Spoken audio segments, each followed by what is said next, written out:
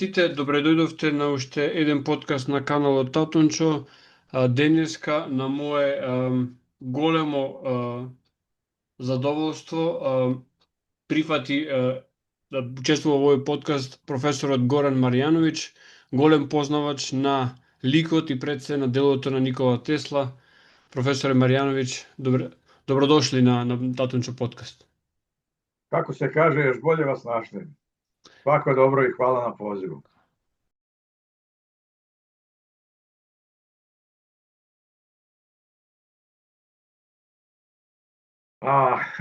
Ja sam već podosta godina u penziji, inače sam ekspert za video komunikacije, odnosno komunikacije preko optičkih kablova, inženjer telekomunikacija, ali se bavim teorijskom fizikom, eksperimentalnom fizikom i posebno nasleđem Nikole Tesle i drevnim znanjima, vedskim znanjima. To radim već nekih 40 godina, tako da imam svoju vlastitu laboratoriju za Tesline tehnologije. Imamo trenutno još jednu laboratoriju za psihofizička ispitivanja u kojoj sada radim.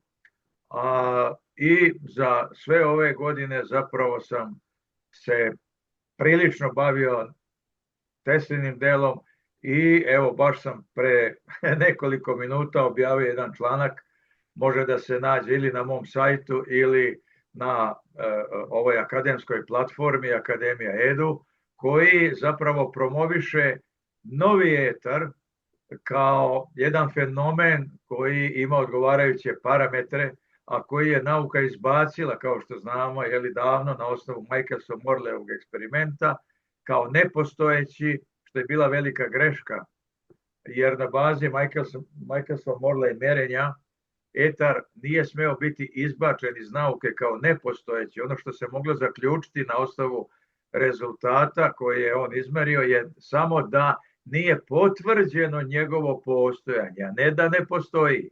Pa mi ne čujemo ni šišmiše, a znamo da oni komuniciraju putem zvuka, ali vrlo visokih frekvencija koje mi ne čujemo. A to što mi ne čujemo ne treba da znači da ti zvuci ne postoje. Isto važi i za etar. Međutim, tu nije kraj, kako bih rekao, te brzopletosti naučne, jer su oni zajedno sa izbacivanjem etra učinili još nešto što ja smatram pogrešnim, a to je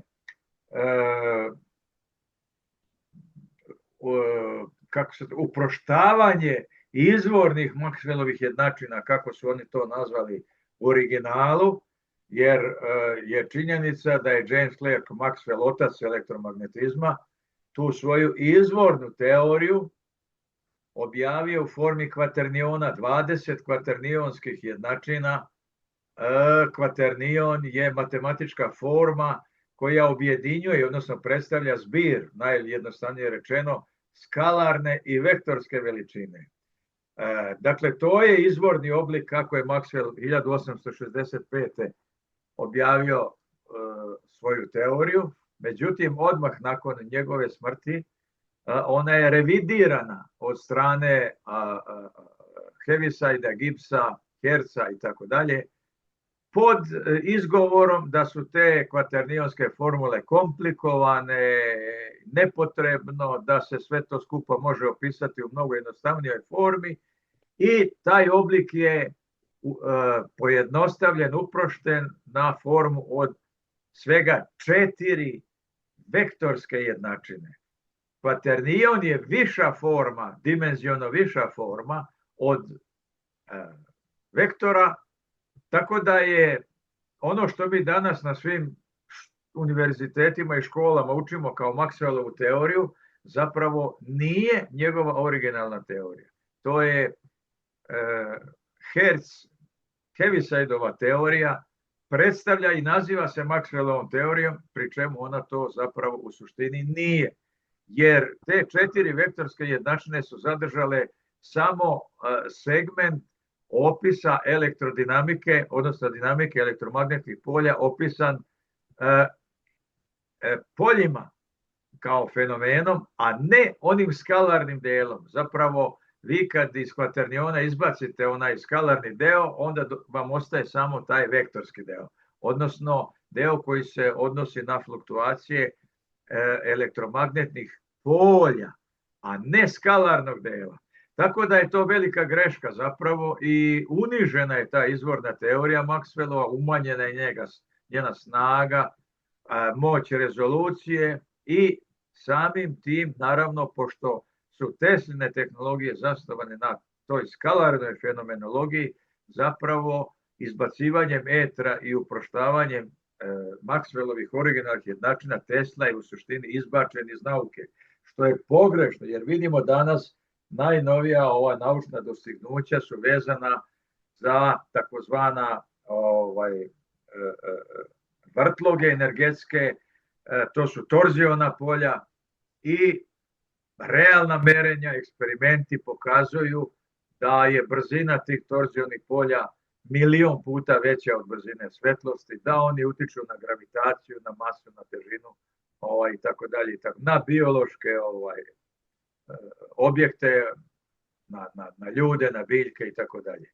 Dakle, evo baš taj rad se direktno veže za tu priču i dokazuje i pokazuje tu veliku, kako da kažem, brzopletost naše nauke, a zapravo ja mislim da je to tendenciozno urađeno, jer kad je Maxwellova teorija objavljena tamo, kako smo rekli, 865. zapravo ona već napisana je 861. 864. je objavljena Kraljevskom društvu, a tek 65. javnosti, ali nju su svakako veliki matematičari onoga vremena već analizirali, testirali i pokazalo se da taj skalarni član pokazuje da je u medijumu etra na bazi tih Michelsonovih obrazaca moguća kreacija takozvani skalarnih talasa, čija se brzina ne može čak ni teorijski ograničiti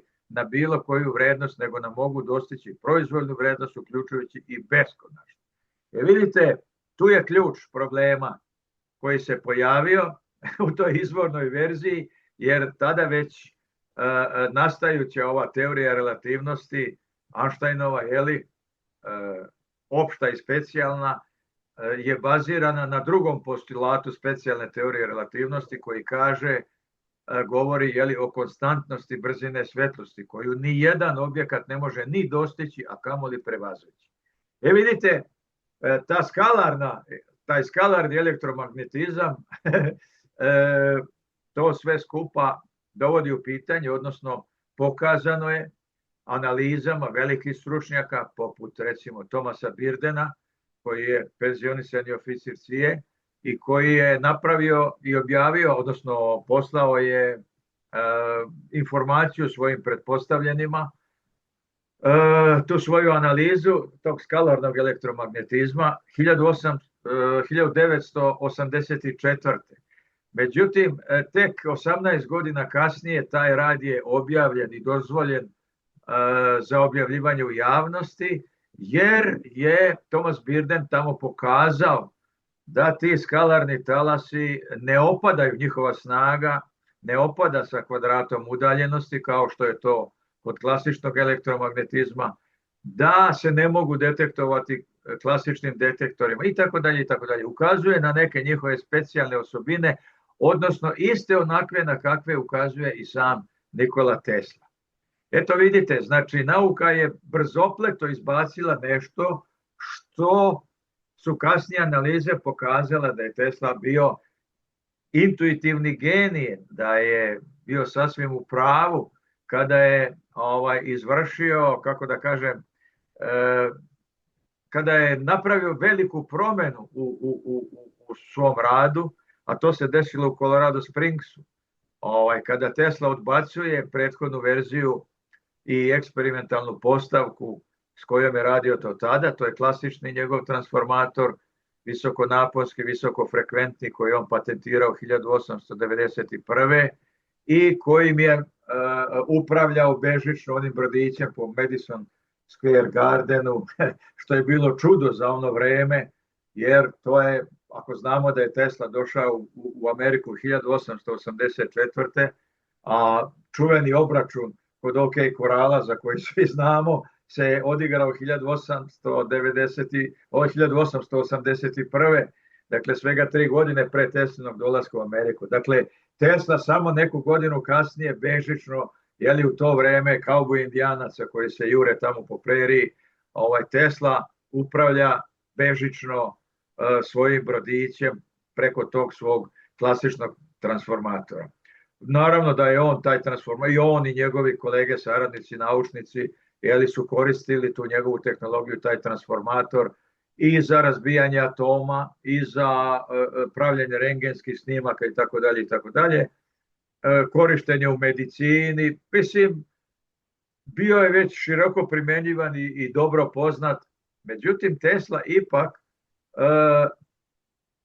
odbacuje tu verziju i u Colorado Springsu prelazi na verziju magnifying transmitera, gde on kaže sad da ne navodim, ne učim gledalce sa tim tehničkim parametrima, da umjesto te slabe sprege sa koeficijentom ispod 0,2 se prelazi na visoku spregu preko 0,5, da se uvodi treća dodatna zavojnica, čuveni extra coil, koji više nema nikakvu induktivnu spregu, sa oscilatorom primar-sekundar, nego galvansku žičnu vezu. To je taj kopernikanski prevrat koji se dešava u Colorado Springsu i Tesla kreće da razvija skalarnu tehnologiju. Kako? On lepo kaže da je ovaj prvi metod, ovaj klasični njegov transformator odličan i pogodan za proizvodnju visokih napona. On u originalu kaže, znači metodom indukcije, on postiže visoke napone i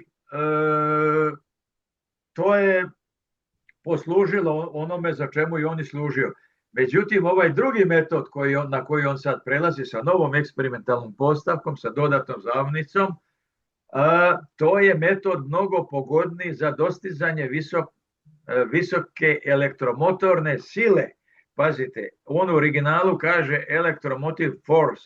Electromotive force je skalarna veličina, čist potencijal, za razliku od ove prethodne verzije koja razvija visok napon. On tu koristi reči voltage ili pressure. Znači, dobro razlikuje ta dva fenomena. Ovo je voltage, a ovo je electromotive force. To su dve veličine iz oblasti elektromagnetizma, srodne, koje se mere u istim jedinicama u voltima, ali napon je izvršeni rad, to je vektorska veličina, a elektromotorna sila je skalarna veličina, čist potencijal. Vidite, to je taj kopernikanski prevrat njegov i prelazak na te nove skalarne tehnologije koje on kasnije razvija i tamo nekih 34. godine daje već intervjue i govori novinarima, imaju zapisi o tome, o njegovim novim idejama, a to su teleforce,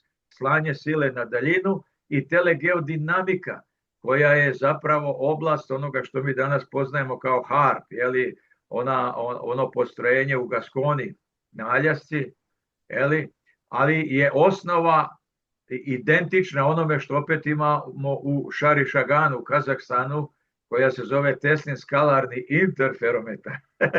To je jedna jako napredna tehnologija o kojoj se jako malo zna, no o tome opet piše Thomas Birden u tom tekstu koji sam pomenuo i koji, ako ga nekoga interesuje, sve to može naći na mom sajtu u mojim tekstovima, ali ako hoće izvorni članak, on se zove Bohm-Aharonov efekat, skalarna interferometrija i sovjetsko naoružanje. Na engleskom jeziku to treba ukucati u Google i dobit će taj tekst. Dakle, radi se o tome da je već 1959. Bohm i Aharonov su izložili teorijsku verziju jednog efekta koji je i dobio ime po njima, a koji je već naredne godine eksperimentalno dokazan. Već 1960. je potvrđen, a nakon toga do dana današnjeg za ovih, koliko mu to ima, 60 godina, i nešto više. Još bezbroj puta je taj eksperiment potvrđen u svim maltene svetskim laboratorijama, naučnim, na institutima i tako dalje, i koji je potvrdio da je moguć uticaj na elektrisanu česticu i u delu prostora gde nema nikakvog ni električnog ni magnetnog polja. Sad oni koji nisu čuli za taj efekat će se uhvatiti za glavu, profesori koji predaju fiziku, elektromagnetizam i tome slično, jer tako nešto reći da vi imate tu mogućnost da utičete na elektrisanje, a da pri tome nema prisustva ni električnog ni magnetnog polja, to je zaista frapantno. Međutim, to je naučna realnost, eksperimentalna, s tim što to automatski znači da postoji neki fenomen suptilniji od fenomena polja. Taj fenomen koji je suptilniji od fenomena polja je potencijal. Dakle, ono što Tesla intuitivno uvodi u svoje tehnologije 100 godina ranije. Eto, to je ta veličina Tesle, njega kao, ja sam ga nazvao naučnim prometejem novog doba, jer on, tamo u Colorado Springsu sa napona prelazi na electromotive force, na potencijal, na čistu skalarnu veličinu. Dakle, on komunicira sa apsolutnom stvarnošću na jednom suptilnijem nivou putem tih svojih skalarnih longitudinalnih talasa potencijala. To je ono što mu potvrđuje i daje za pravo najnoviji uvidi savremene nauke. Eto, to je predmet ovog mog najnovijeg. O tome inače ja pričam već godinama, i ja i profesor Abramović. Međutim, ovaj put sam to nekako... Odlično. Ovaj put je tu isprepletena i argumentovano pokazane ključne tvrdnje iz oblasti drevnih znanja vedskih spisa. To je Sankhya Karika kao osnova moderne kvantne fizike i naravno Teslinih uvida sa čvrstim argumentima, navodima iz njegovih patenata, gde se navodi broj patenta, konkretne njegove izjave, šta i kako on govori, i naravno iz njegovog dnevnika. Dakle, cela ta priča koja zapravo uvodi fenomen tog novog etra, koji je lišen nekih kvaliteta koji mu daju neku, kako bi rekli, preveliku materijalnost, zbog čega je izbačen iz nauke, jer odgovarajućim eksperimentima nije potvrđeno njegovo postojanje. Međutim, ovdje je objašnjeno šta, kako i zašto to nije bilo ni moguće uraditi na taj način direktno, kako je rađeno, u skladu sa eksperimentalnim postavkama, nego kako se to može uraditi i zapravo kako je to indirektno i urađeno, čak i od strane samog Michelsona, koji je nekih 40 godina kasnije ponovio svoje eksperimente, neke 3 godine pred svoje smrti, zajedno sa Galeom, i to je objavljeno kao dva merenja izvršio Nova, i to je objavljeno, oba dva teksta, izveštaji su objavljeni u astrofizičkom žurnalu, mogu da se nađu, i po tim njegovim merenjima etar ipak postoji, odnosno nije smeo biti proglašen nepostojećim. Eto, o tome se radi, da mi na neki način želimo da vratimo etar u nauku, jer nauka bez etara ne može da napreduje.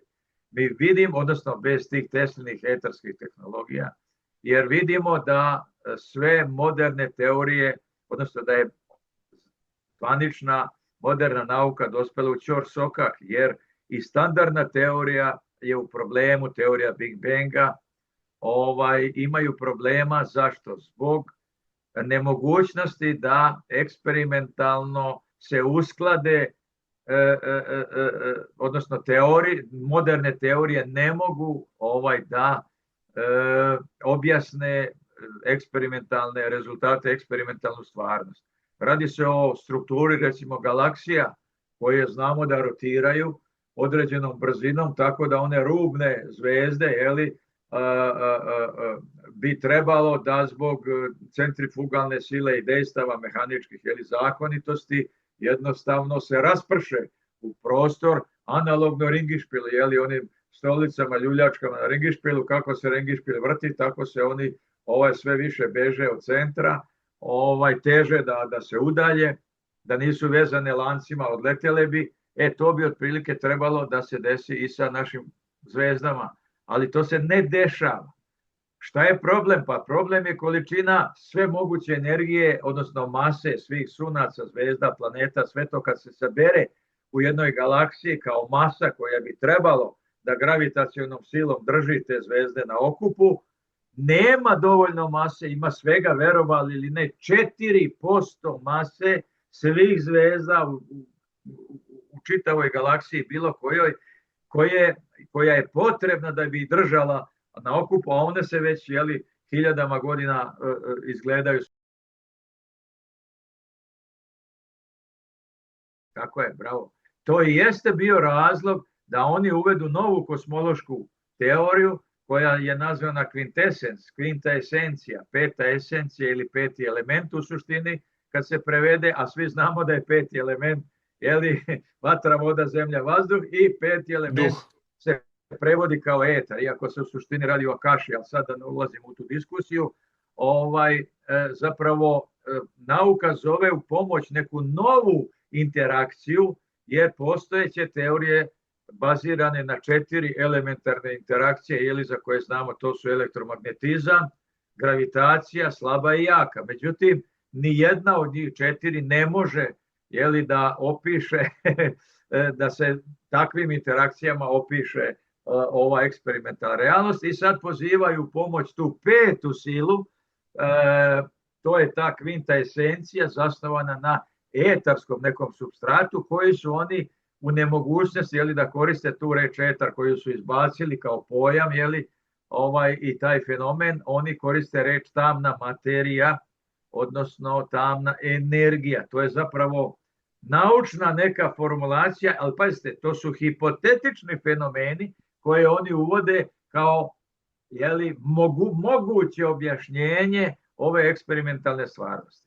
Pa vidite, u ovom zadnjem radu ja sam pokazao da cela ta priča o kvintesenciji, o tamnoj materiji, tamnoj energiji je u suštini vezana za strukturu etra, po njegovim kvalitetama, po tome kako je taj fenomen definisan u drevnim znanjima, pa čak i kako ga formuliše moderna nauka zvanična, i naravno u Teslinim tehnologijama. Tako da mislim da je to sad je dat jedan niz argumenata kojima se Tesla vraća u nauku na jedan sasvim legalan, naučno argumentovan način, što nama daje mogućnosti da malo ozbiljnije razmotrimo sve te njegove ideje koje su do sada smatrane pseudonaukom, nekim nemogućim i neostvarivim idejama nekog fantaste, ili neka pogrdna imena su povremeno koristili za Teslu, što nije korektno, jer evo pokazano je ovim radom da je on apsolutno bio u pravu, da su sve njegove te ideje ostvarive, da su njegova objašnjenja, tumačenja, pa i ti eksperimenti koje je radio zapravo je zasnovani na njegovoj intuitivnosti i dalekovidosti, i zapravo bukvalno sve što je on izgovorio i sve što je rekao potvrđeno i od strane brojnih naučnika i ranije, recimo braća Korum su objavila niz svojih radova na sajtu Tesla Society iz Njujorka, gdje su pokazali naučnim argumentima da Tesline reči da ne radi sa Hercovim talasima, nego da talasima sasvim druge vrste. Evo, to smo mi sad pokazali, da su to skalarni talasi, da to nisu transverzalno vektorski klasični Hercovi talasi, odnosno oni koje mi danas koristimo za radio, televiziju, mobilnu telefoniju i tome slično. To su oscilacije polja električnog i magnetnog u dve ravni, jedan vertikalan u odnosu na drugi, a propagira kao proizvod talas svetlosni ili elektromagnetni vertikalno upravno na ta dva. Tako da, kao proizvod ta dva vektora. Tako da nam se otvara jedan, da kažemo, novi put ka novom razvoju nauke u svim oblastima i sferama primjenom testnih tehnologija, koje ipak treba malo da se revidiraju ovi dosadašnji naučni uvidi, da se etar bukvalno vrati u nauku i naravno sa kvalitetama koje mu pripadaju. To je jedan, kao što je pokazano eksperimentalno u Bohm-Aharonovom eksperimentom, to je jedan suptilniji nivo ove realnosti koji nije direktno detektabilan u vidu elektromagnetnih polja, kako svi ovi naši detektori klasični reaguju, nego se on može detektovati u formi modulisanog potencijala, odnosno, kako je Tesla rekao, longitudinalnih skalarnih talasa. Zapravo on je već, to jeste bio glavni uzrok sukoba sa naukom, jer je Tesla rekao, postoji zapis o tome, da je po njemu svetlost zapravo jedan longitudinalni talas, to su longitudinalne vibracije etra, ekspanziono sažimajuće. Tako da po njemu je svetlost zapravo zvuk u etru. I to je bio veliki problem u ono vreme, jer, kako rekoh, etar je bio izbačen iz nauke. Eto, to je bio njegov sukob, sa zvaničnom naukom, koji traje i do današnjih dana. Mislim, taj deo Teslinog rada je u sukobu sa zvaničnom naukom, a eto, ja sam u svom radu jedan od onih, koji je pokazao da za to nema nikakvog razloga, da zapravo sve što je Tesla rekao, to je istina, i uz određena objašnjenja, razjašnjenja, da tako kažem, je moguće vratiti etar u nauku, odnosno sve Tesline tehnologije učiniti ostvarivim.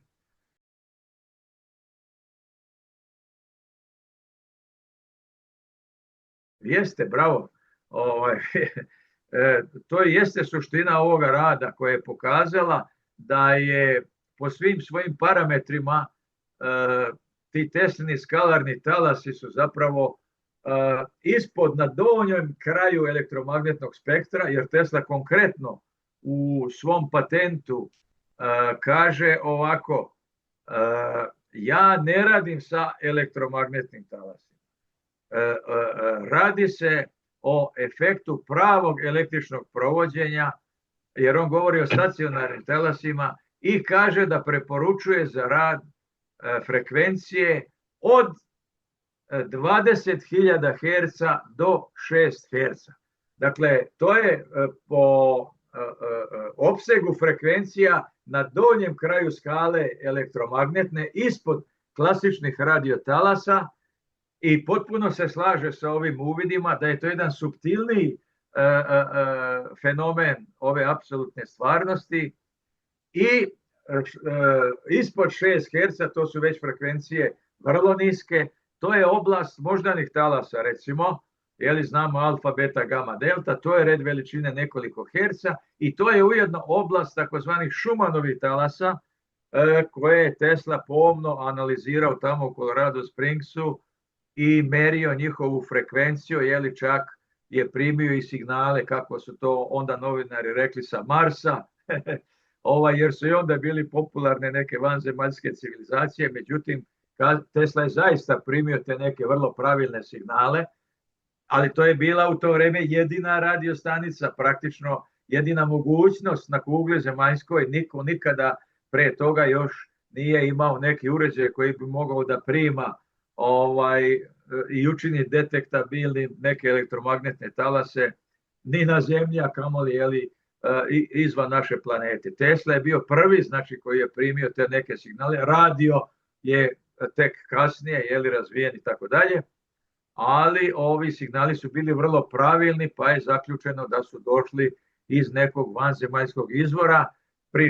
Govorilo se o Marsu, ali su braća Coulomb pokazala u suštini da na bazi analize Teslinog prijemnika, njegovih parametara, pokazali su da se zapravo radilo o frekvenciji 10 kHz koja je stigla sa jednog od Jupiterovih satelita. To su sad tehnički detalji koji nisu ni bitni. Uglavnom, Tesla je bio vrlo napredan, vrlo kontroverzan i teško shvatljiv i u ono vreme sa svojim demonstracijama visokih frekvencijama gdje one sijalice svetle bežično, upravlja onim brodićem, pa oni su ljudi kopali onu zemlju, pretraživali rukama po travi, gdje su žice, jer kako nemoguće, onaj brod skreće, sad će levo, sad će desno, napred, nazad, brod sve sluša, pokrete one palice Tesline upravljačke, međutim, zaista nije se radilo ni o kakvim žicama, nego eto o radiotalasima. Zaista je bio napredan, ali on je i dan danas vrlo daleko od zvanične nauke, međutim, kažem, u principu već sad se približavaju i spajaju se i nauka i duhovnost, odnosno materializam i taj duhovni aspekt ove realnosti, a Tesla je sa svojim tehnologijama zapravo na sred srede, da tako kažem, ove apsolutne stvarnosti, zapravo je neki most, odnosno sprega između te dve oblasti, jer se ta oblast Teslinog skalarnog elektromagnetizma, da tako kažemo, nalazi bukvalno na središtu, na tom hiperdimenzionalnom ekvatoru, između materije i duha, ispod nivoa fotona.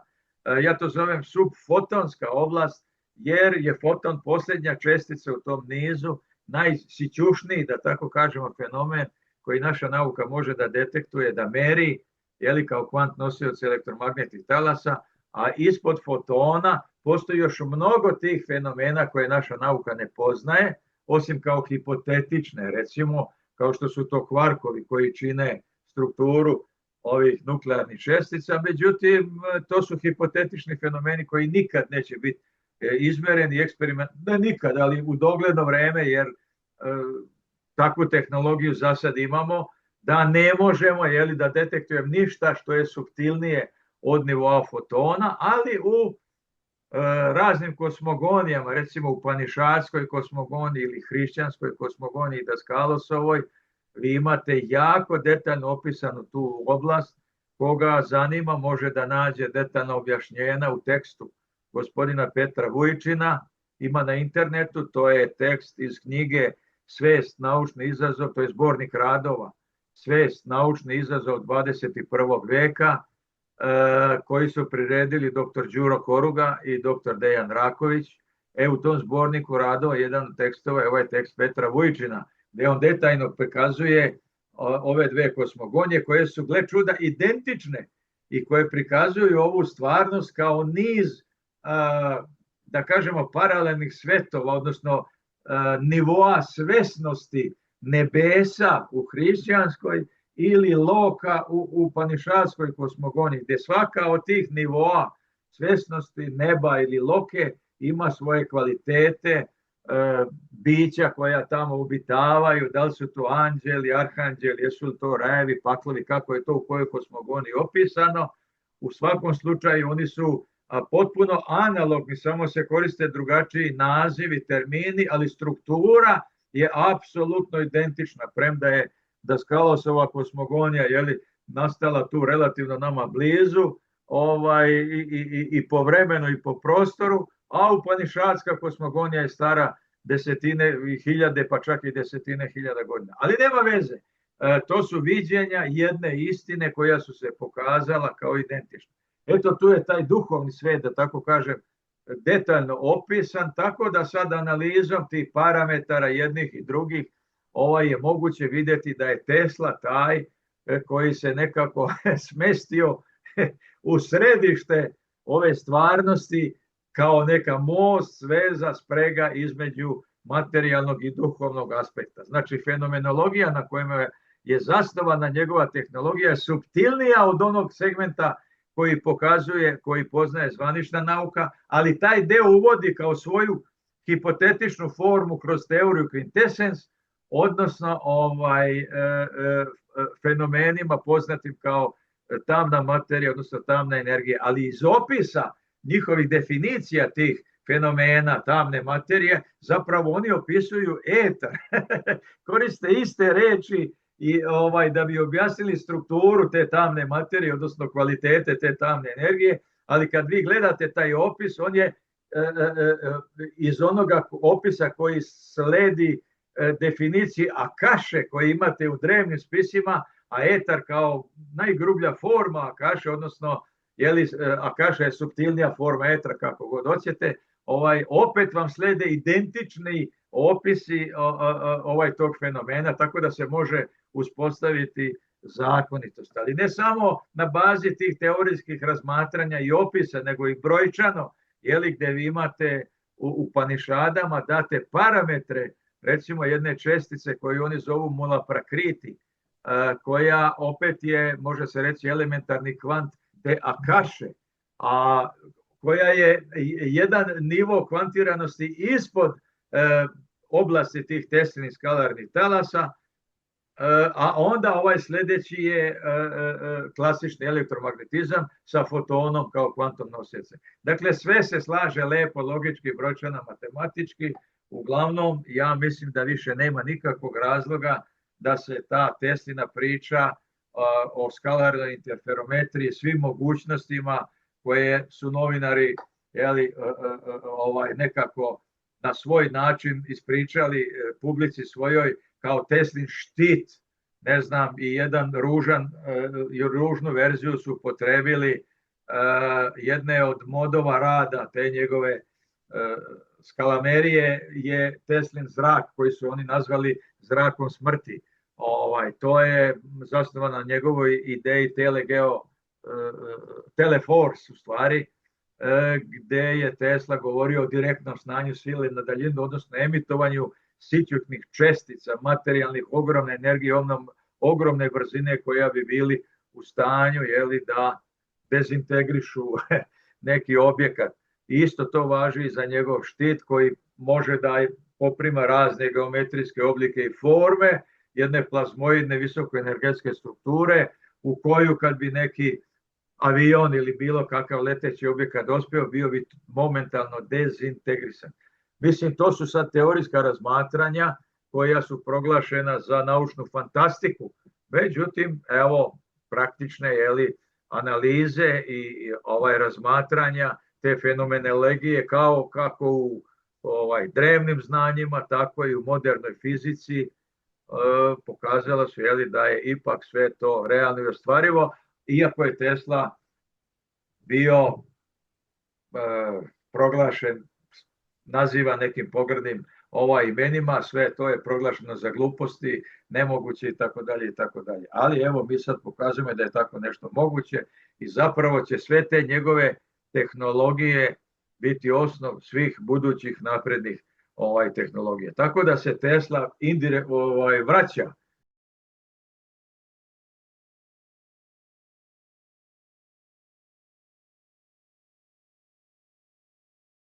A vi ste sad postavili ono ključno i jako dobro pitanje. Ja zapravo govorim o dva Tesle.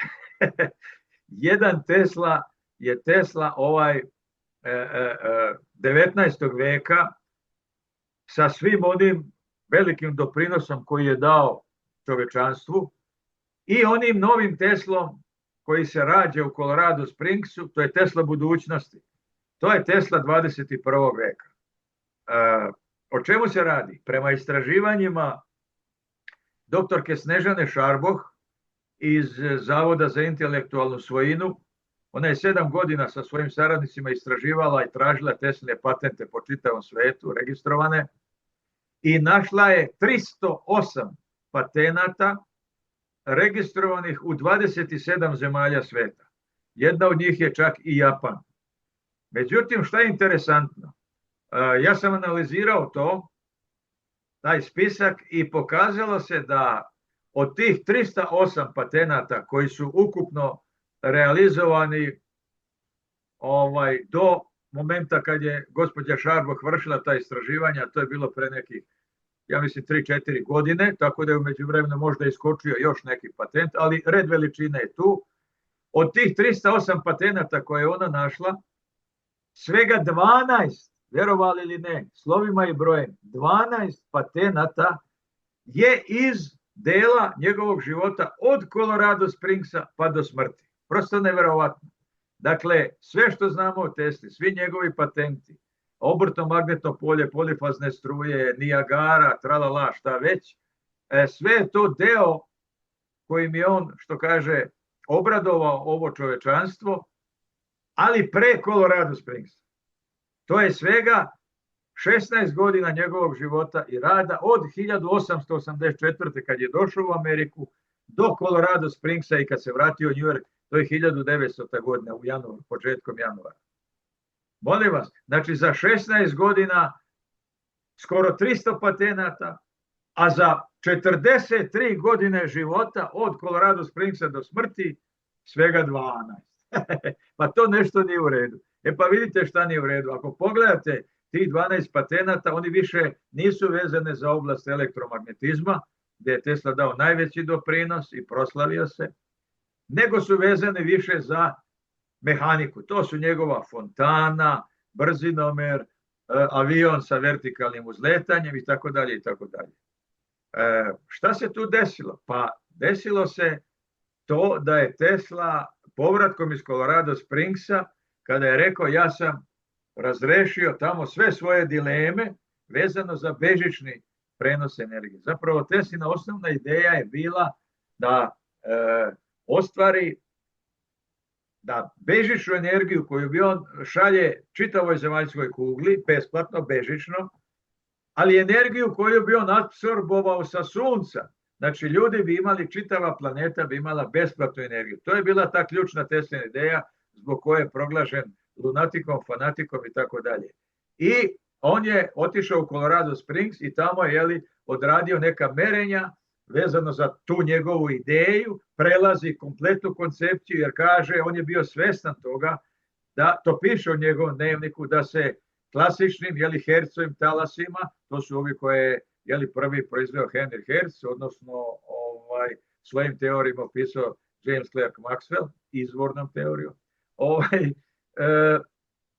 da se sa tim talasima ne može preneti iole veća količina energije na iole veću udaljenost, jer im snaga opada sa kvadratom udaljenosti. Sve je to Tesla lepo napisao i to piše u njegovom dnevniku i zato menja koncepciju, prelazi na ovu skalarnu fenomenologiju, na taj njegov magnifying transmitter, gde koristi tu dodatnu zavojnicu koja je lambda četvrt sporotalasni helikoidalni rezonator. To je čudo nad čudima, iako vrlo jednostavne konstrukcije, to je ono kad se vide slike iz Colorado Springsa, njegove laboratorije, pa ona taraba velika 15 metara okolo, dole je primar, jedan namotaj, odnosno dva debele žice vezane paralelno, pa se to broji kao jedan, i gore ima 17 namotaja, to je sekundarni namotaj. A ona u sredini burence kao 2,5 metra prečnik sa visine 2,5, to je ta dodatna zavojnica, ali vrlo specijalne konstrukcije. Tesla do detalja razmatrao debljinu žice, debljinu, razmak između namotaja, visinu, širinu i tako dalje. Svu tu geometriju koja je za klasični elektromagnetizam nebitna. Njima je bitan samo broj namotaja na kom prečniku i na kojoj visini, i pošto znamo formule za induktivnost L je m kvadrat S kroz L, znači vi dobijete induktivnost zavisno od broja namotaja, da li su oni ovako, onako, to se može dobiti ista induktivnost sa raznim kombinacijama. I kod Tesle nije tako. Postoji jedna jedina vrlo specijalna kombinacija odnosa visine, širine, broja, i tako dalje, i tako dalje. Znači geometrija. Tesla o tome govori, ali niko na to ne daje ni 5 para. Znači, sasvim je jedna druga priča u pitanju i to vam je to, da Tesla se vraća u New York i kaže ja sam sve svoje probleme razrešio, znači kako i kreće u izgradnju kule Wardenclyffe, čuvene tornja onoga svetske radiostanice koja je bila namenjena za prenos i slike i zvuka i signala i šta već, isto kao i klasična ta Markonijeva priča, da tako kažem, ali je za koju kažu da je pobedio Teslu, što je netačno, jer su to dve potpuno opozitne konstrukcije.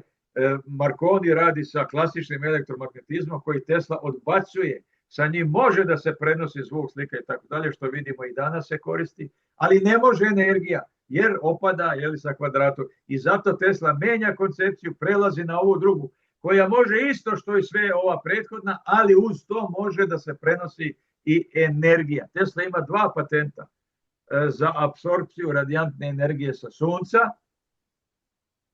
koja bi onda putem tog tornja njegovog bila slana, trebalo je po njegovom računu 5 takvih tornjeva za čitavu zemaljsku kuglu, i svi bi imali besplatnu energiju. Nažalost, odmah po izgradnji tornja počinju problemi, tu se pojavljuje Marconi, tralala, mu obustavlja financiranje. JP Morgan.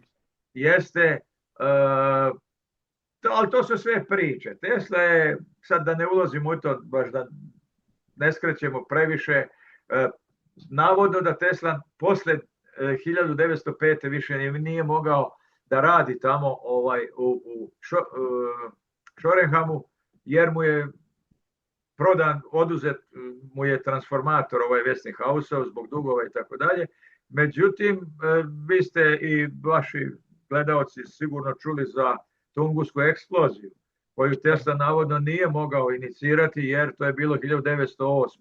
godine, a navodno da posle 1905. više nije mogao da radi. Međutim, ja nisam siguran u to, zato što prvo mnogo se laže kad je priča ide o Tesli.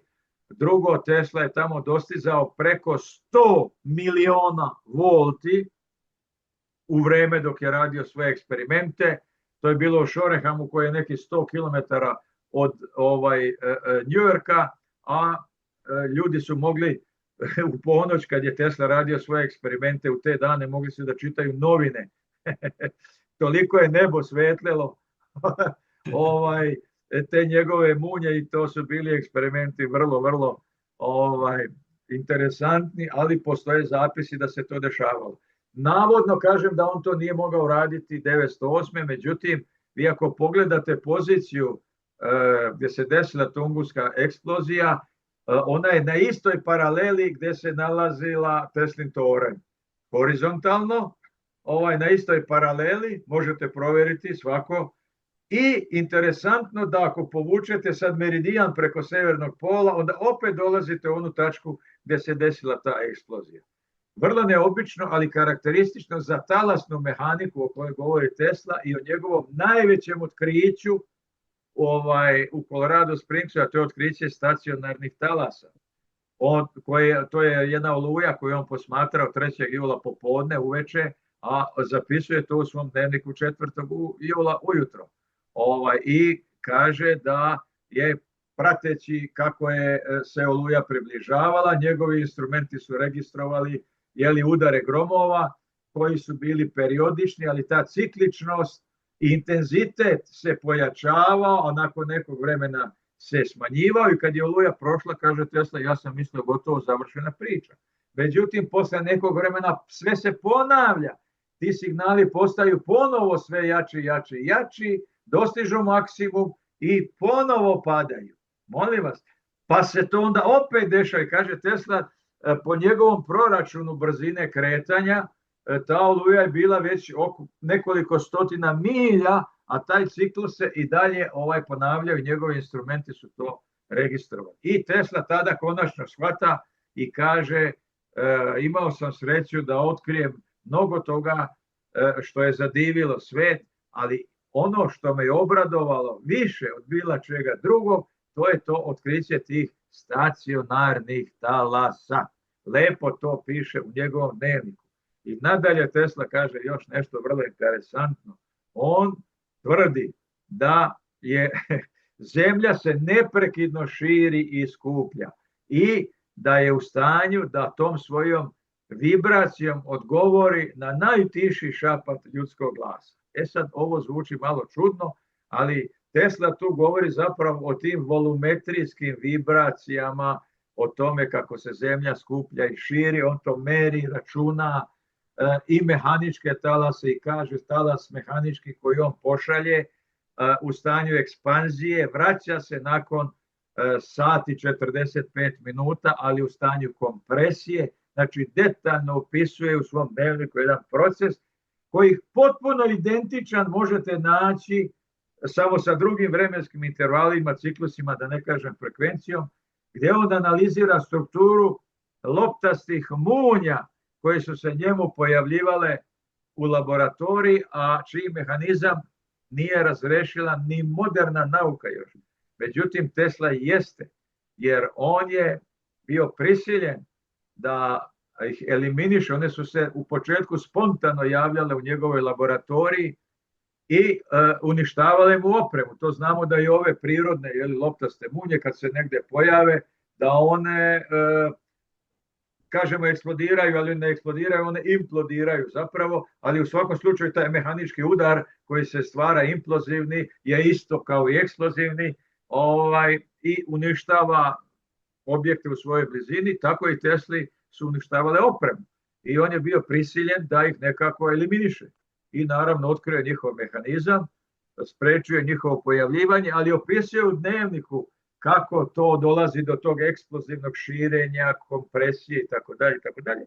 Zapravo, taj njegov opis je potpuno identičan. Vidite, to je veličina tog Tesle, što on intuitivno, samostalno dolazi do nekih uvida koji su, gle čuda, potpuno identični uvidima drevnih naroda. I sad ono što piše, recimo, to ja imam jedan slajd na svojim predavanjima, gdje pokazujem sutru 1 i sutru 13 iz Sankije, gdje se opisuje taj mehanizam tih volumetrijskih vibracija prasubstrata u režimu disanja. Pa ovo što sam sad malo prepričao, što Tesla piše, opisuje loptaste mulje, pa to je isto ovo što piše Sankija o strukturi ove apsolutne stvarnosti i tom mehanizmu kreacije i tako dalje.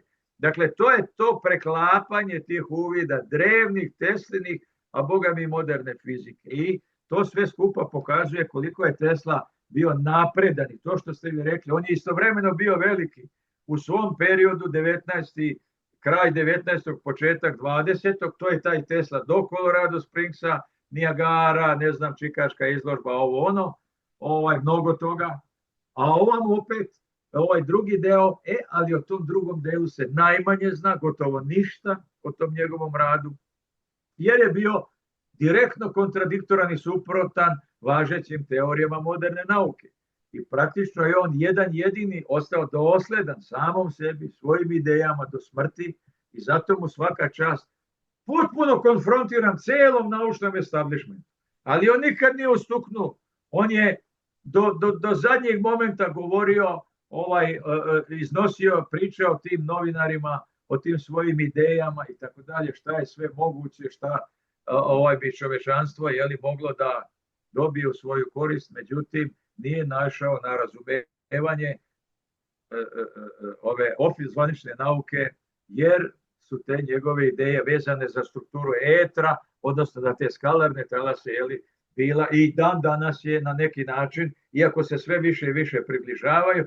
Pa baš to je ono što je sad pokazano u ovom mom posljednjem radu, da je sve što je rekao pre 100 godina, to je ta njegova intuitivnost i neka dalekovidost, ajde tako da kažemo, naučno potvrđena indirektno uvođenjem ovih fenomena kvitesencije, tamne materije, tamne energije i tome slično. Plus drevna znanja koja su potpuno identična i jednom i drugom. Tako da mislim da dolazi vreme da se Tesli vrati taj oreol naučnika, a ne nekog naprednog pronalazača, istraživača, kako ga krste. Ne, Tesla je bio naučnik u punom smislu i to jedan od najvećih naučnika ove civilizacije, čiji su uvidi zapravo naučnik koji se najviše približio tim drevnim znanjima, odnosno možemo sad reći i istini, a kojoj zvanična nauka tek prilazi polako, ali uporno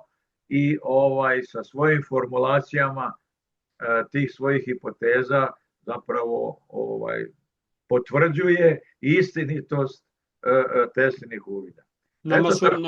Tesla je i naučnik i prošlosti i sadašnjosti i budućnosti, sadašnjosti, zato što je on u tom svom brodiću, recimo, koji je vozao po Madison Square Gardenu, on je primenio takozvano i-kolo, koje je logičko kolo, jer je on koristio dve antene na dve frekvencije i onda kombinacijom signala samo jedan, samo drugi, oba dva zajedno ili nijedan, logikom, Booleovom algebrom, koja se koristi u modernoj tehnologiji logičkih kola, zapravo postavio osnove moderne IT tehnologije, sve ove robotike i svih ovih čuda koja gledamo danas. Tako da jednostavno nema oblasti gdje Tesla nije dao neki svoj doprinos, a tek sledi ova najnovija oblast, to je oblast tih njegovih longitudinalnih skalarnih talasa potencijala, za koje mi naveliko radimo i sarađujemo sa stranim institutima i boga mi stvari se postaju sve ozbiljnije i ozbiljnije, jer su argumenti sve čvršći. Tako da i mi u našoj laboratoriji za psihofizička ispitivanja koju smo napravili, trenutno imamo elektroencefalogram, medicinski aparat koji registruje moždane talase, i imamo jednu specijalnu vagu, vrlo osjetljivu, koja ima 4 piezosenzora koji se sabiraju se njihove informacije o promjeni težine. 4 zato što svaki može da izdrži 50 kg, pa puta 4 do 200 kg možemo da merimo neku osobu, na primjer, i da te promjene onda detaljno analiziramo do 1000 dela grama nekih promjena. I ima radili smo, privremeno smo našu laboratoriju preselili kod doktora Semira Osmanagića, tamo u Visoko, u park Ravne 2, gdje smo nekoliko dana vršili merenja ispitanika, bilo ih je 37, koji su meditirali i u određenim stanjima svesnosti, kad su sišli na najniži nivo, na najdublji meditativni nivo, pokazalo se da se njihova težina menja od 20 do 60 grama. Od 37 ispitanika to se pokazalo na 17 ispitanika, jer smo mi simultano imali informacije o stanju uma njegovog, analizom frekvencija, ritmova moždanih, leve, desne hemisfere, centralne i tako dalje, sa težinom njegovog tela, i vidjeli smo da kad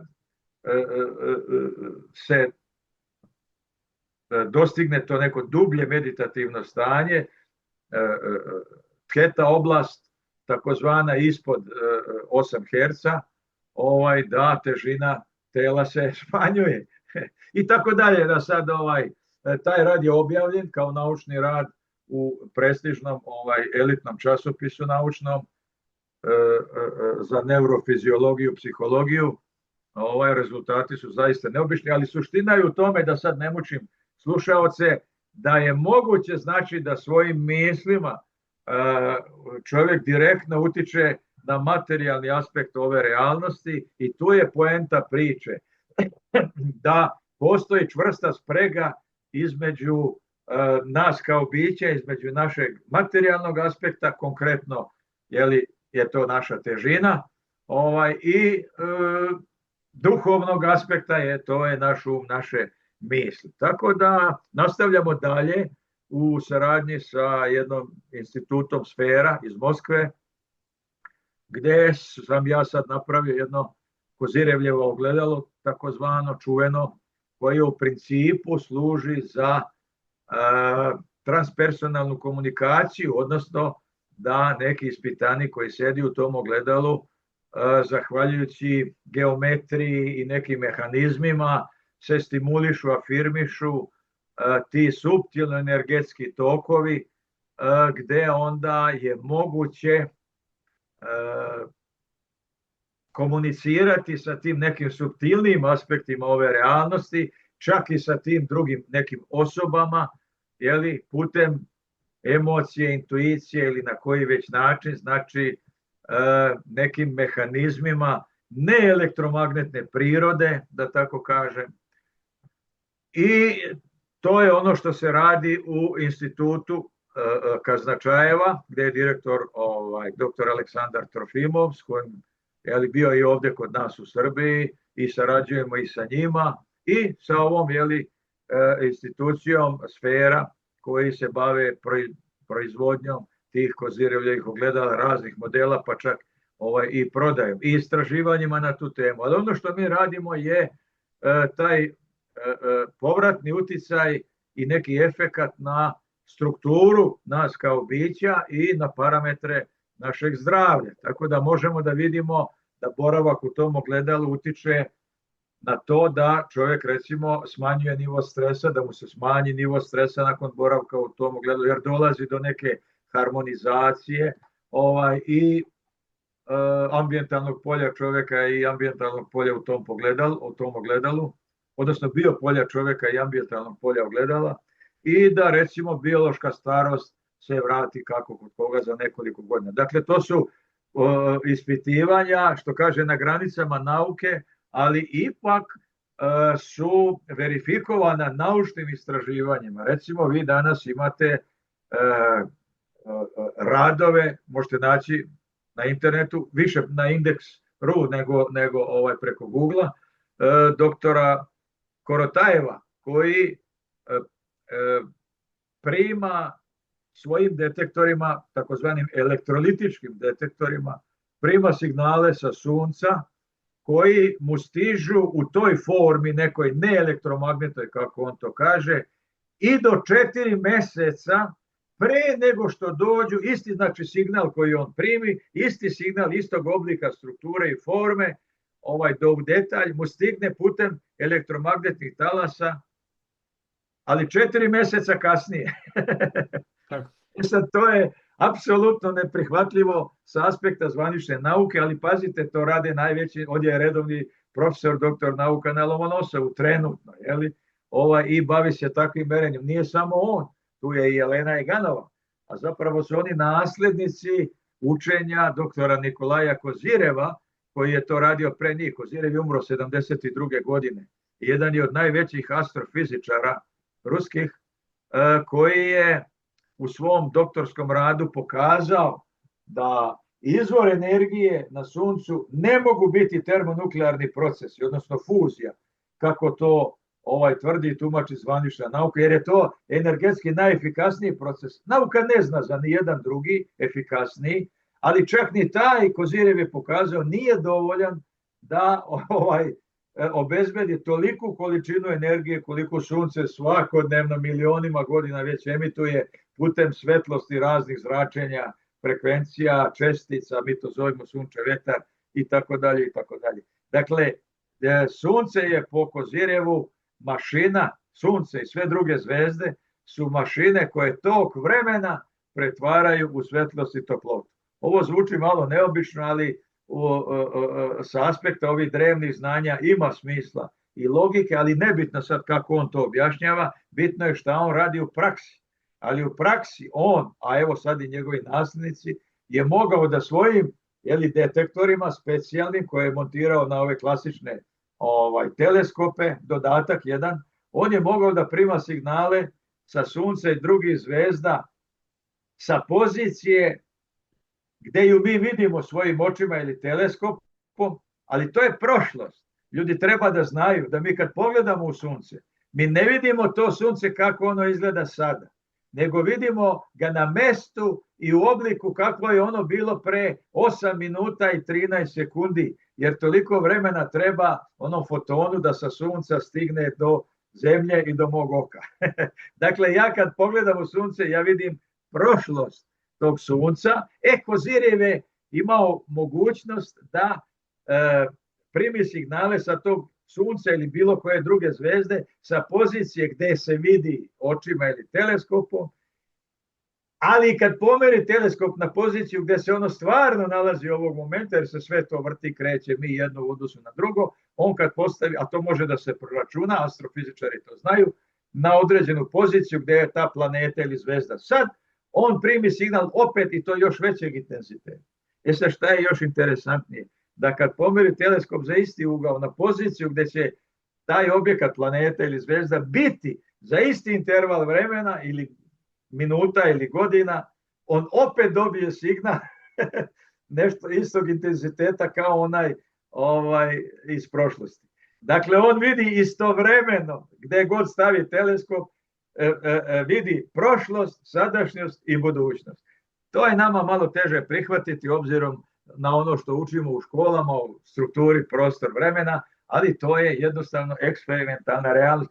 To je Teslina realnost. To su Tesline tehnologije i to je ono što se radi u Kozirevljevim ogledalima, recimo, gde vi razmenom informacija između Novosibirska i Darvina, gde imate te centre njihove, gde imate transfer informacija koji se može desiti da dođe i do 2 sata ranije pre nego što je poslan sa ove pozicije gde se šalje.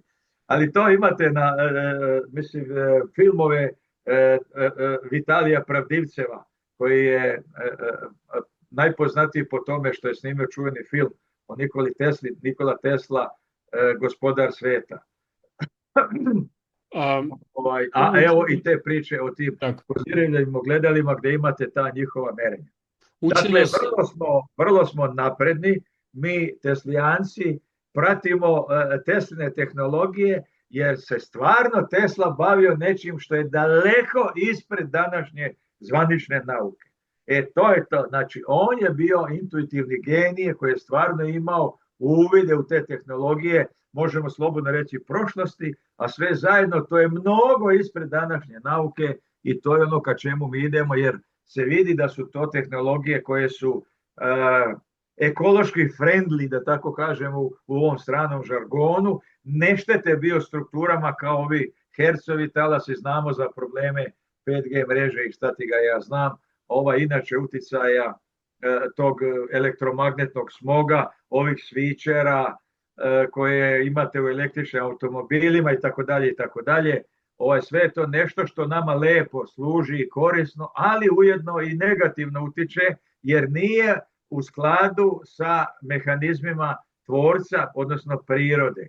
Tesline tehnologije sve to isto mogu da rade, ali nisu štetne za biostrukture. To je ta velika razlika. Plus su još i naprednije i mogu da se koriste. A zapravo nauka, znate što je interesantno? Možda sam malo odužio, ja se izvinjavam. Nije problem. Ali recimo ta priča vezana za skalarne tehnologije, što je već potvrđena indirektno u eksperimentima sa torzionim talasima, to su Šipov i Akimov, fizičari, doktori nauka koji su pokrenuli tu priču teorijski, a praktično je već dobro danas razrađena i, kažem, eksperimentalno je moguća ta komunikacija putem torzionih talasa 1.000.000 puta, brzinom većom 1.000.000 puta od brzine svetlosti, što nije saglasno sa Einsteinovom teorijom, ali u praksi funkcioniše i radi. To znači da mora ta teorija malo da se revidira, bez potrebe za njenim ukidanjem ili poništavanjem. Tako da i ovo što recimo sad koristi se u ovim kvantnim kompjuterima ili eksperimenti koji se rade, to je sad postala moderna reč quantum entanglement, kvantna isprepletenost, jedna komplikovana reč, a koja zapravo podrazumeva eksperimentalno potvrđenu činjenicu u bezbroj instituta sveta da neka informacija može biti preneta trenutno, bez obzira na udaljenost. I oni to objašnjavaju tako da 2 elektrona koji su nekad bili zajedno u nekom atomu pa su poslani na 2 suprotna kraja svemira. Ako jedan od njih promeni spin, odnosno ajde da kažemo smer rotacije, tog trenutka istovremeno to uradi i onaj drugi. Dakle, oni su nekako spregnuti. Čime i kako oni to objašnjavaju nekim fenomenom tuneliranja i tako dalje, no nebitno, to su objašnjenja naučna, ali eksperiment pokazuje da je tako trenutni prenos moguć, a to isto govori Tesla i to je suština tih njegovih skalarnih tehnologija. To je suština priče, da nauka indirektno zapravo već koristi sve te fenomene, priče o tamnoj materiji, koristi tu kvantnu isprepletenost, a sve je to suštinski vezano za etar i za Tesline tehnologije. Samo još treba da se saglase sa tim i da kažu da, tako je. Mi ne smemo izgovoriti reč etar jer smo ga izbacili, ali možemo koristiti reč tamna materija jer to je sad nešto drugo. Nije, to je to isto, samo je reč druga.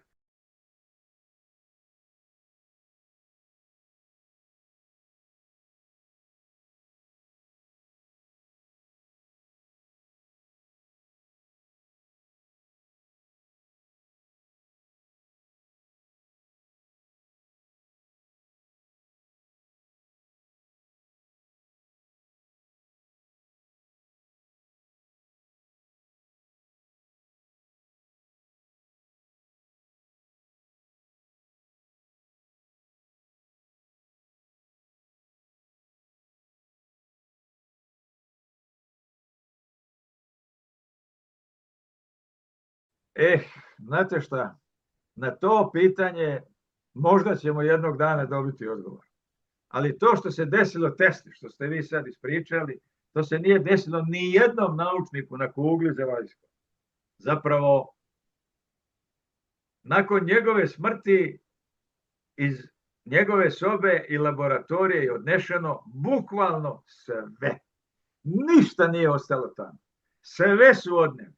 Čak i krevet, i papuče, i pidžamu, i kasu, i sve moguće dokumente, sve što su našli, sve je odnešeno u neke prostorije za imigrante gdje su stajali 10 godina i gdje su, kako kažu svedoci, svaku noć dolazili automobili sa zatanjenim staklima, gdje su oni listali te dokumente, filtrirali, pretraživali i nakon 10 godina su poslali za Jugoslaviju. Sad, na History kanalu ste mogli da vidite da je iza Tesle, po njegovim rečima, ostalo 80 sanduka. Ovaj Trumpov neki rođak koji je to primio, tvrdi da je primio 30 sanduka. A doktor Korać, koji je to primio 10 godina kasnije, ovde u Srbiji kaže da je primio 60 sanduka. Sad, ko se ovde snađe, svaka učara. Dakle, nešto definitivno nije u redu. Ali pazite, i to što su poslali nakon 10 godina, nakon 70 godina, oni nam 2016. godine objavljuju na hiljade, ja i sve imam, dokumenata Teslini. Pa to znači da nam nisu poslali sve onda kad su slali ovo za muzej. Da su te hiljade i hiljade dokumenata zadržali. Sad, to što su objavili po nekom njihovom zakonu, je sve zacrnjeno. Uglavnom, najveći deo. Pa čekaj, ako ti, prvo što nam nisu sve poslali, samim ti što su poslali 2016. Znači da nisu poslali 54. 10 godina kasnije. A i to što su kasnije objavili je većina zacrnjena. Pa što je zacrnjeno i što su zadržali tolike godine ako to ništa ne vredi. Tako da je sasvim sigurno da, ja mislim da ni dan danas nismo dobili sve, ni s tim što je objavljeno, a ovo što je stiglo do muzeja, i to je pitanje u kakvom je stanju, jer i to je deo tih dokumenata, nikad niko, malo ko je tu išta vidio od svega toga, jer oni jednostavno su vrlo zatvoreni i vi u principu, koliko god oni medijski ovako pričaju o tome da vi možete da tražite neki dokument, pa vam oni to daju, navodno naplaćuju slike, ne znam, 50 eura ili šta već, ili neko ko je dobar sa nekim od direktora, onda taj dobije jedan segment tih dokumenata na uvid i onda se objavi knjiga gde onda ne znam kako se taj kolač deli. Ali uglavnom da neki istraživač ovako dođe i da pretražuje sad sve to skupa, to nema nikakve šanse, ili neku oblast koja njega interesuje. To samo na rečima oni kao imaju neku prostoriju gde ti navodno, to je bilo na televiziji pre par godina, gde su oni prikazali ti kao imaš skenirane neke dokumente i sad ti to možeš da pretražuješ, ne smeš da kopiraš, ne smeš da iznosiš na bilo koji način, ali možeš da gledaš tamo i da zapišeš nešto šta si zaključio, video ili šta ja znam. Međutim, to je bilo samo za dnevnik, to je odmah čim je televizija otišla, to je zaključano i više nikad niko nije ušao u sobu. Dakle, već godinama, decenijama je to nedostupno. Samo jedno, za sve ove godine, od 56. kad je muzej otvoren do dana današnjeg, samo jedno ima jedna manifestacija u godini, zove se Dani muzeja. Onda i Teslin muzej iznese nešto, napravi neku postavku. Međutim, samo jedno, za sve ove godine je iz podruma iznet Teslin krevet i to što sam se šalio, Tesline papuče, pidžama i njegova kasa. Dakle, vi imate u muzeju tamo mnogo toga što ljudi ne mogu da vide, a kamoli njegovu dokumentaciju. Imate njegove lične stvari, košulje, čarape i nešto. A vi u muzeju možda vidite samo njegovo odelo, cilindar, rukavice, štap, onu ličku torbicu i 2-3 instrumenta. Ćao, zdravo, gotovo. A imate gomile toga, njegove lične opreme, odeće, obuće, dokumenata, da ne pričam. Tako da je Tesla pod nekom šapom, ja bih rekao, ne znam čijom, ali se ne dozvoljava da ti njegovi uvidi stignu do javnosti. Eto, niti originalni koje mi ovde imamo se drže. Ja sam nedavno, evo, baš zbog neke konferencije, idem sad u Zagreb za par dana i tražio sam jedan dokument čisto da ga imam kao dokaz.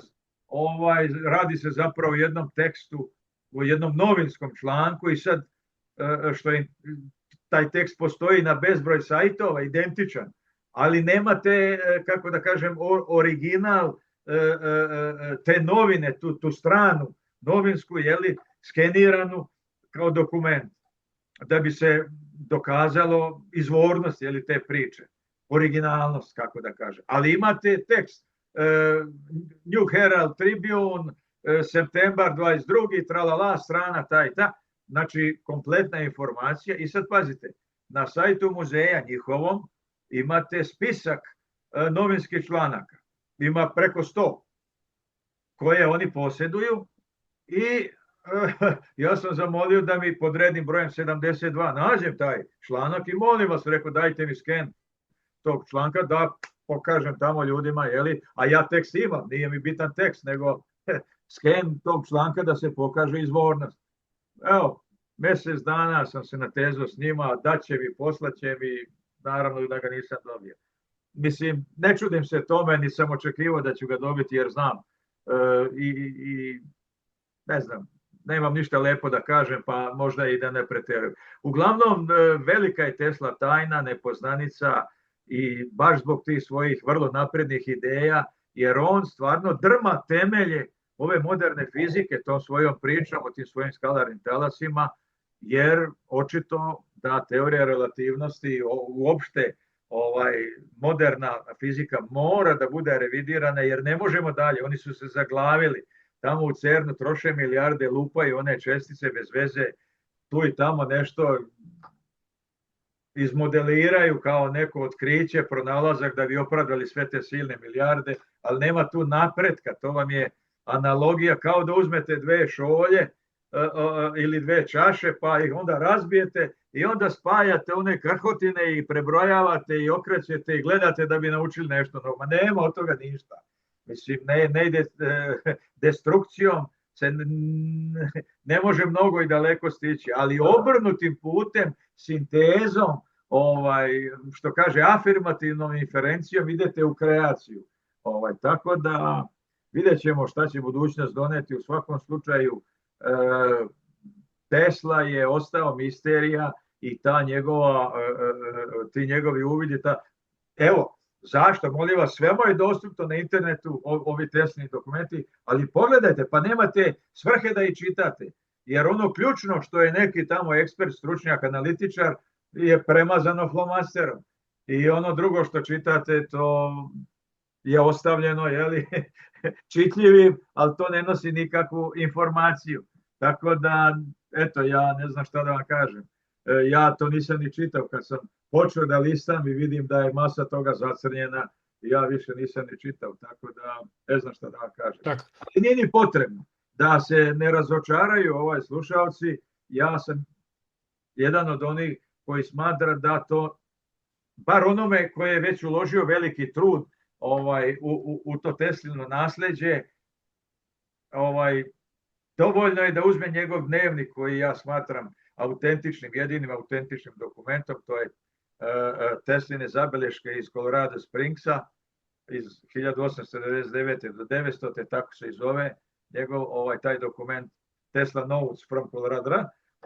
I tamo imate, i tamo fali nekoliko strana, ali nebitno je, suština je tu, najveći procenat je očuvan i ja ga smatram jedinim relevantnim dokumentom, jer vi tamo možete da pratite tok njegovih misli, razmišljanja od dolaska u Colorado Springs, prva njegova razmišljanja, analize i svaki dan šta je menjao, promenio i tako dalje, sve do samog kraja. Tako da po meni je to mnogo korisnije se baviti time, iako je to zvuči prilično jednostavno kad čovjek to onako čita površno.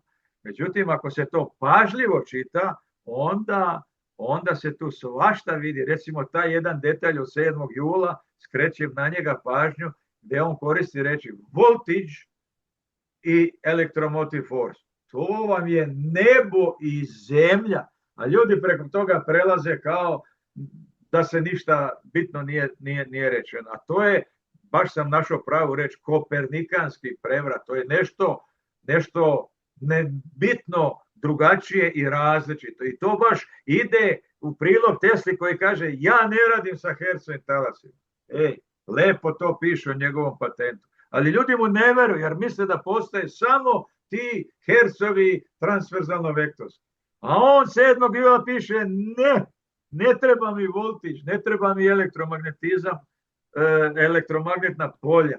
Ja favorizujem potencijal, skalarnu veličinu, ljudi, kako to ovim stručnjacima ne dopire do glave. Da je to kvalitativno, da je to jedan suptilniji nivo i tako dalje. Baš kako ga je opisao ovaj Thomas Bearden, gdje on lepo kaže da je to apsolutno jedna naučna realnost i stvarnost, taj skalarna interferometrija. Eto toliko.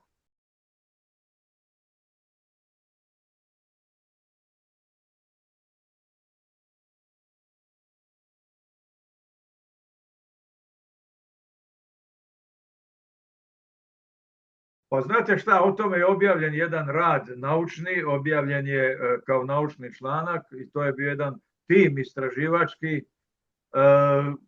pri čemu je bilo nas nekoliko iz Italije, iz Hrvatske, iz Finske, evo iz Srbije, iz Bosne, ja ne znam, iz čitavog regiona, i svako je tu dao svoja merenja i svoje zaključke. Ja ne bih ulazio u neke detalje jer je to vrlo jedna tema ovako neobična. Radi se o objektu vrlo specifične geometrije i izmerenih fenomena. Ja bi ih nazvao suptilno energetskim fenomenima koji su registrovani i ovi klasično naučnom metodologijom i opremom. To je ovaj konvencionalni elektromagnetizam, ali ima i ovih koji zalaze u ovu oblast ezoterije. Ali smo imali odgovarajuću opremu i ta merenja su tamo data. U svakom slučaju govori se o vrlo specifičnoj poziciji tog objekta u odnosu na kosmičku, recimo, geometriju, odnosno poklapanje pozicija odgovarajućih sazvežđa, njihovih centralnih zvezda, lokacije tog objekta, otisaka koji mogu da se vide na vrhu tog objekta i tako dalje. Kombinacijom svega toga do čega smo, unutrašnje strukture ispod površine zemlje, na bazi svega toga zaključeno je da tu postoje neke prostorije gdje su dati čak i orijentacioni njihovi gabariti, dimenzije i tako dalje i tako dalje. I obzirom na celu tu priču vezanu za geometriju tog objekta i tu vezu sa zemlje i neba, da tako kažemo, konkretno radi se o Kasiopeji, o znacima na pečatu nekih velikih ljudi iz naše istorije. To je sve skupa povezano i data je kao mogućnost neka veza između te ličnosti i tog objekta. Tako da to opet nije saglasno sa tvrdnjama zvanične nauke, tako da mi nismo baš i preterivali u tim nekim svojim iskazima merenja i nekim asocijacijama koje su tamo date, ali u skladu sa instrukcijama koje smo dobili, limitirali smo te svoje nalaze i te svoje ideje o čemu bi to moglo da se radi. A što kaže, zbog mira u kući. A inače sam radio merenja i druga, i ovde kod nas na Rtnju, kod Semira, na svim onim artefaktima u njegovoj dolini piramida Sunca i tako. Sve su to energetski fenomeni koji su saglasni za tehnologijama drevnih, odnosno sa Teslinim tehnologijama. To je sad najinteresantnija priča, da sam ja uspostavio korelaciju direktnu između strukture tog Teslinog magnifying transmitera i recimo Keopsove piramide, koje čovjek bi rekao kakve to ima veze jedno s drugim, kad pogledaš piramidu, kad pogledaš onaj iz Colorado Springsa, onu laboratoriju, pa to nema veze jedno s drugim. Pa nema po izgledu, ali po strukturnim mehanizmima tih energetskih transfera, po njihovoj formi, tu su, što kaže, 1:1, jer se koristi ista matrica, isti ti principi tih energetskih transfera i formi. Eto, o tome se radi. Tako da, to hoću i da kažem, da to nije sve bez značaja, sve to ima svoju svrhu, jer pokazuje da niti su te piramide grobnice nekih tamo faraona, jer nikad ni u jednoj od 1000 piramida nije nađen ni jedan od tih kraljeva, careva i šta ti ga ja znam, nego su oni uvek bili nađeni na drugim mestima. Ali ti su pravljene sa svrhom, ne samo kao neke grobnice, nego su imale svoje funkcije kao neki energetski, možemo reći, elementi nekog kosmičkog interneta, ajde tako da kažemo, kako je to rekao Semir Osmanagić, odnosno neki energetski harmonizatori, rezonatori, amplifikatori, kako god hoćete. To isto važi i za sakralne objekte. Neslučajno vi imate u svakoj konfesiji, u svakom od tih objekata, ovde je to crkva ovakve građe, onda je onakve, ova je okrenuta ovako, ona onako, ili ovi imaju džami, ovi imaju crkve, nebitno je, svi ti objekti imaju određenu geometriju koja je potpuno neslučajna i po dimenzijama. Recimo kod Keopsove piramide vi možda nađete uglovi bridova i strana su, gle čuda, prvi i drugi dugin ugao. Molim vas, to vam je 42 i 52 stepena. To su baš oni uglovi pod kojim mi vidite crvenu i ljubičastu boju duge. Neverovatno. A ona građena po nauci pre 6000, zvanično izgleda pre 12.000 godina. Da su oni tačno znali za vrednost tih uglova. Drugo, visina njena je dekadni multipl udaljenosti do Sunca. Neverovatno. Onda, ne znam, odnos visine i dužine strane vam je pi/pola. Neslučajno. Pa to ne mogu biti slučajnost. Iste te nalazite relacije tih kosmičkih konstanti, kreacije i u magnifying transmitteru. U odnosu rezonantnih frekvencija. Vidite, ljudi misle Teslin trafo, kad čitate uputstvo kako se pravi Teslin transformator, ali to važi za ovaj obični. Da rezonantna frekvencija primarnog i sekundarnog kola mora biti jednaka jedna drugoj. Inače ova mašina ne radi. I ne radi ako se ne slaže.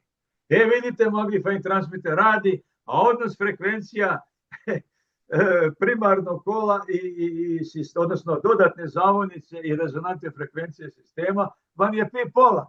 Znači 1,5 puta je ekstra coil viši. Neverovatno. Tako da, ali to su ti mehanizmi koji obezbeđuju tu formu tih vrtložnih energetskih strujanja. Tako vam radi Kozirevljeva ogledala, zato su u obliku spirale. Zato su vam galaksije u obliku spirale, zato vam voda u kadi otiče u obliku spirale, zato vam je naš DNK u obliku spirale. Baš zbog tih zakonitosti, te talasne mehanike, ali trodimenzionalne talasne mehanike, koju su drevni znali, koju je upoznao i Nikola Tesla, a boga mi i zvanična nauka se približava, kažem, kroz ovu formu tih torzionih polja, i vi već imate u nekim institutima detektore torzionih polja. Ja sam imao sreće da vidim te aparate, nema ih u komercijalnoj upotrebi, oni to rade samo za sebe, za svoja merenja, ali se radi, rezultati se objavljuju u zbornicima radova najviših univerziteta svetskih. Rusi su najdalje, moram priznati, otišli u tome i većina tih ljudi radi ili na Institutu za fiziku, njihovom Prohorov, ili su na Lomonosovu. Ja sam posjetio jedne i druge i mogu vam reći da se ozbiljno radi u toj oblasti, a evo i mi se pridružujemo tim istraživanjima i mislim da je to vreme manifestacije, realizacije tih Teslinih ideja vrlo blizu. Ali to su jako napredne ideje, pa dobro, vidjet ćemo šta i kako će to ići, naravno uz podršku naučnika i sa zapada i sa istoka, i sa severa i sa juga. God podržava Tesline ideje i zainteresovan za njegov rad, dobrodošao je da nam se pridruži, da zajedno isprepletemo te naše uvide i da tu tehnologiju učinimo dostupno, koja je naravno na korist čitave civilizacije. I mislim da je došlo to vreme, jer vidimo da ove turbulencije silne na planeti, ovi konflikti pod raznoraznim obrazloženjima zapravo se svode na potrebu za energijom, što većom energijom, za izvorima neke čiste energije, jer eksploatacija ovih fosilnih goriva nije baš u korist ni nas, ni ove planete, a ovih retkih metala nema baš onoliko koliko nam treba i nema ih na svim mestima, nego su dostupne, kako kome, uglavnom ovim najmoćnijima koji onda te privilegije koriste. I koriste to uglavnom za sebe i za svoj progres i napredak, a mi mali neka vidimo šta ćemo. Kod nas to nije tako. Ono što mi radimo je u interesu svih, za dobrobit svih, baš onako kako je to radio Tesla. Eto tako.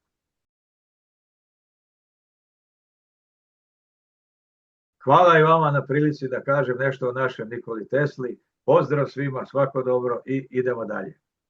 Prijatno.